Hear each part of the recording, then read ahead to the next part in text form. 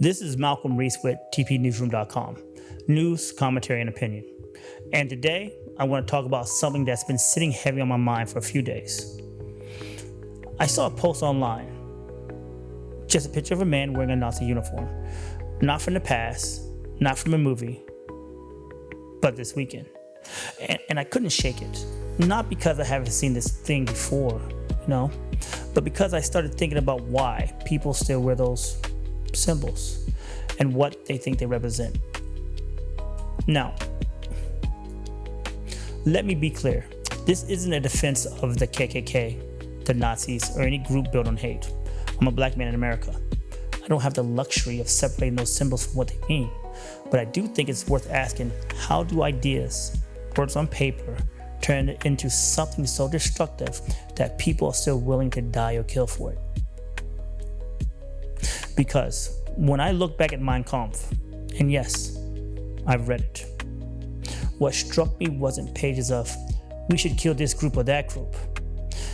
It was how it started like frustration with government, politics, society, the kind of frustration people still have today.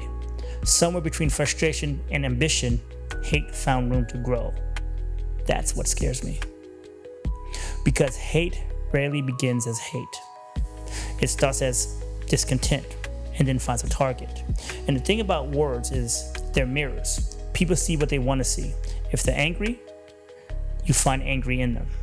If you're scared, you find someone to blame. And if you're looking for power, you find justification for control.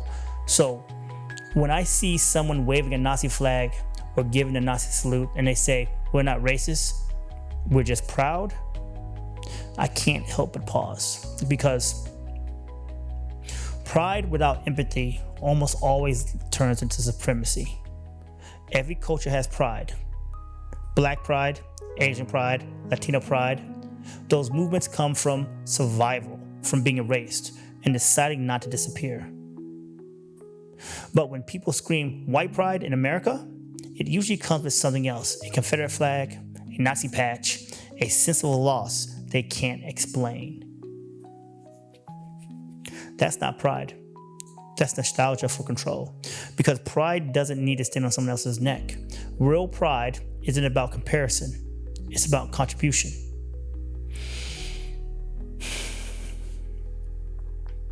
It's about what you've built, not what you've broken. And yet, here we are, decades later, watching people cosplay hate like it's heritage. They say it's about history, but history doesn't need defending. It needs understanding. When you put on that uniform, when you raise that hand, you're not celebrating culture, you're reenacting terror. That uniform means something. That salute, it means something. And those symbols have taken on a life you can't separate from the pain they caused.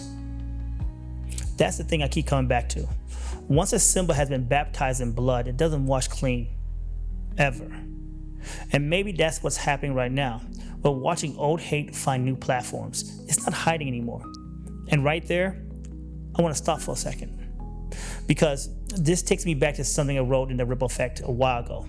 I mentioned two kids just riding down a country road one summer afternoon, windows down, sun out, singing Hail Hitler. Like it was a song hook or something, laughing, smiling, not angry, just careless.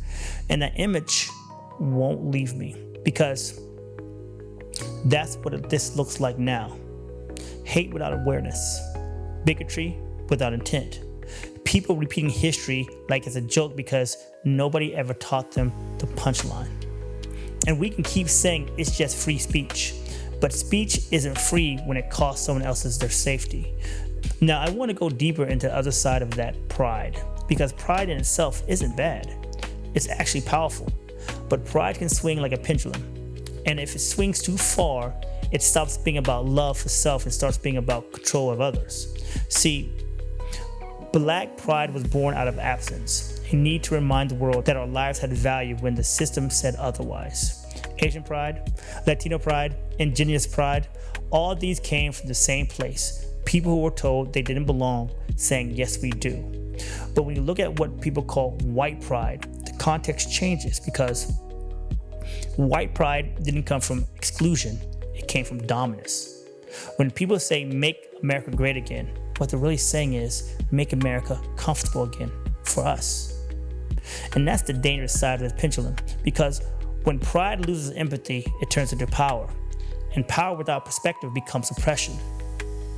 Let me explain what I mean. There's nothing wrong with being proud of your background, your culture, your family, your work ethic. But when your pride depends on someone else's being smaller, poorer, or quieter, that's not pride anymore. That's fear in disguise. Fear that equality means losing superiority. Fear that inclusion means less room at the table. And that's the lie history keeps selling.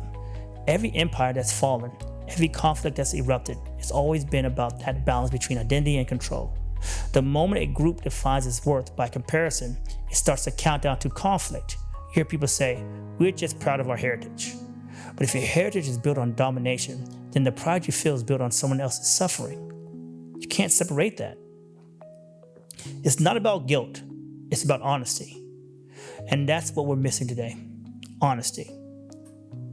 We've turned everything into a team sport. Politics, religion, race. You pick a side and defend it, no matter what. Nobody wants to ask the harder question. What are we really proud of? Because pride should be tied to progress, not nostalgia. It should be measured by what we're building now, not what we once controlled. That's the trick history plays on us. It makes us romanticize the past. But if the past was built on inequality, then returning to it isn't greatness, it's regression. And this isn't just about race. You can see it everywhere. Nationalism, classism, religion, gender. Everyone wants to feel proud of something, and that's human. I get it. But when that pride swings too far, it stops lifting people up and starts pushing people down. The pendulum always swings, but if we keep letting it swing without balance, without empathy, it doesn't return to center. And that's where we are, I think, right now. A nation full of people who think being proud means being louder, angrier, more visible, instead of being better. Once something's been used to terrorize people, it doesn't go back to neutral. It doesn't matter if somebody waves a Confederate flag and says, it's about heritage. To the people whose family were enslaved, that flag doesn't mean heritage. It means ownership.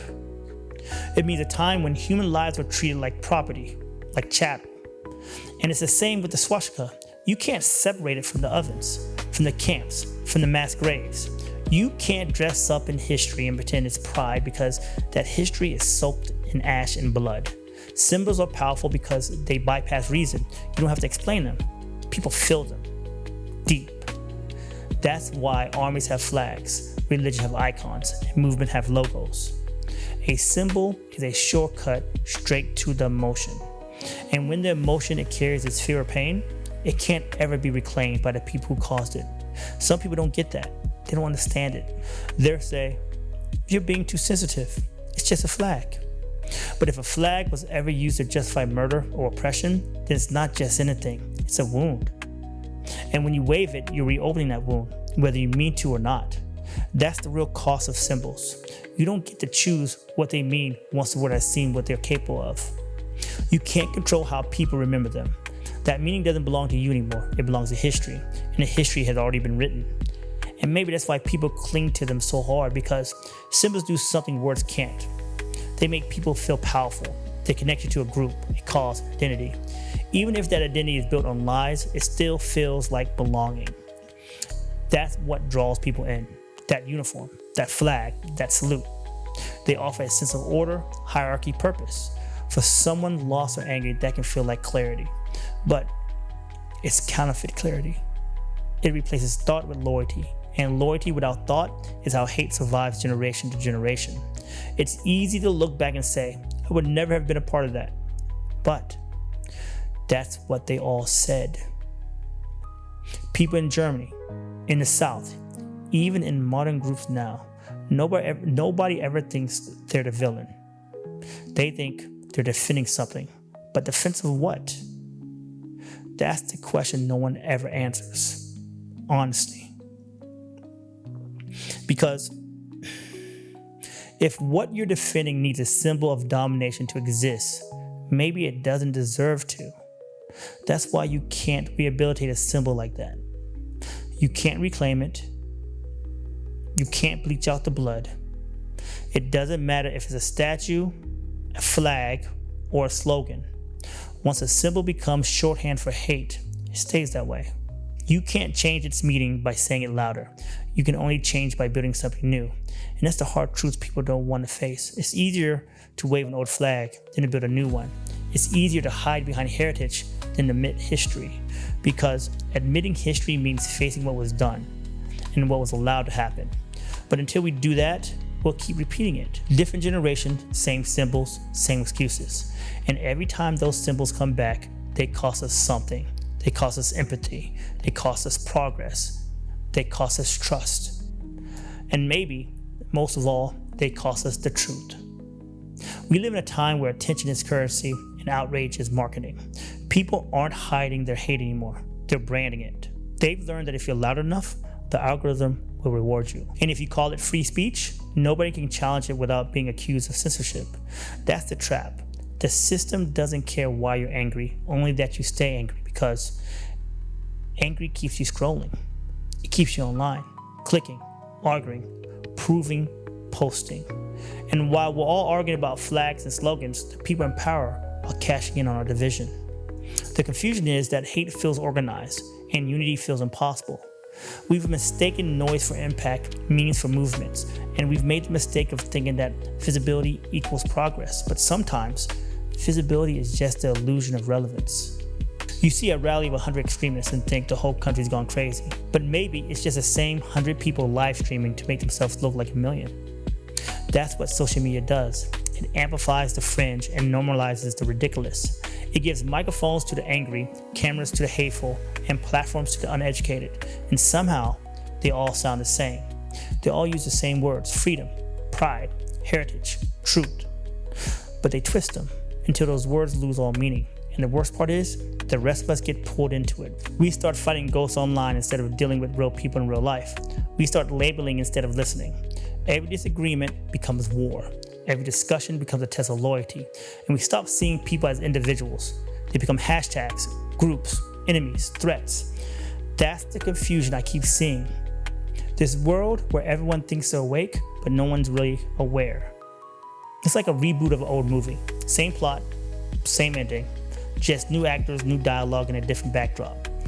And just like in every remake, the danger isn't that people forget the story. It's that they think they're watching something new. We used to say history was written by the victors, and now it's edited by the influencers. And when that happens, facts start losing feelings. Truth becomes flexible. And the line between ignorance and ideology starts to blur. That's the modern confusion. Everyone claiming truth, no one doing the work to find it. We've got people waving the same symbols that once tore the world apart, saying they don't mean hate, they mean freedom. But freedom for who? Because if your freedom needs someone else's to be silent, it's not freedom. It's domination, dressed up like patriotism. That's where all this leads. A generation that thinks rebellion means repeating the worst parts of history instead of learning from them. A generation that confesses defiance with identity. And when that happens, when you lose sight of empathy, when you forget the weight of symbols, hate doesn't need to be hidden anymore. It just needs to be repackaged. And maybe that's what this all comes down to. Not the symbols, not the slogans, not the noise, but the meaning of pride itself. Because somewhere along the way, pride got hijacked. It stopped being about self-worth and started being about self-defense.